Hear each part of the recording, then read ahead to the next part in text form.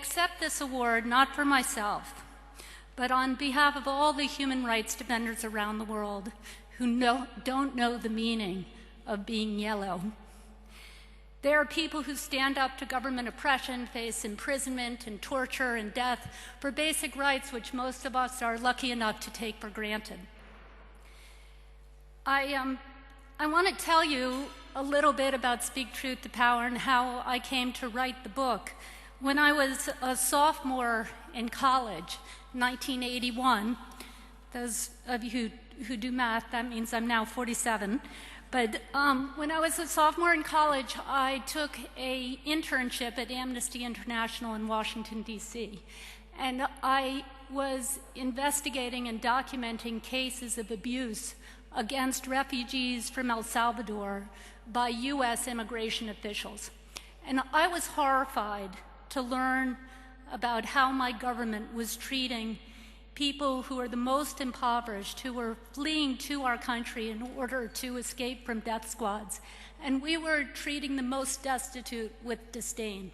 And I wanted to do something about it. I wanted to learn how to stop it. And through organizations like Human Rights First and Human Rights Watch and Amnesty International, I learned how I could do that.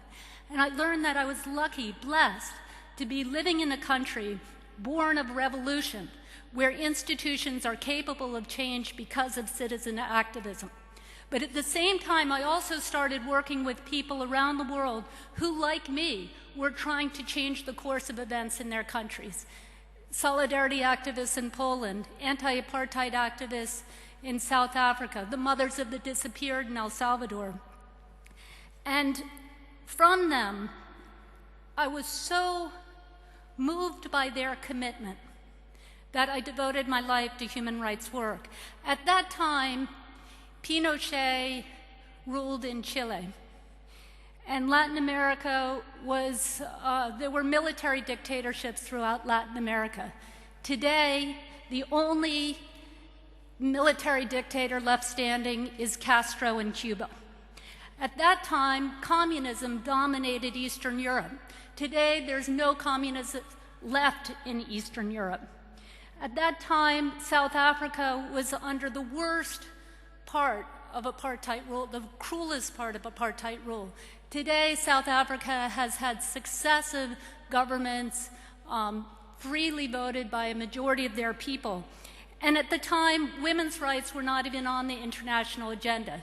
Today, the Women's Rights Convention, CEDAW, has been signed by 177 nations. Sadly, not my own, so there's still a way to go. But none of these changes took place because great militaries wanted them to. In fact, in almost every case, armies and militaries tried to stop them. And none of them took place because governments wanted them to. In fact, in almost every case, governments tried to stop them. And none of them took place because huge multinational corporations wanted them to. In fact, in almost every case, multinational corporations tried to stop them. But they took place because individuals harnessed the dream of freedom and made it come true. And that is what human rights are all about. It's individuals saying, we will not stand anymore for repression. It's their resistance, not the repression, that is so important.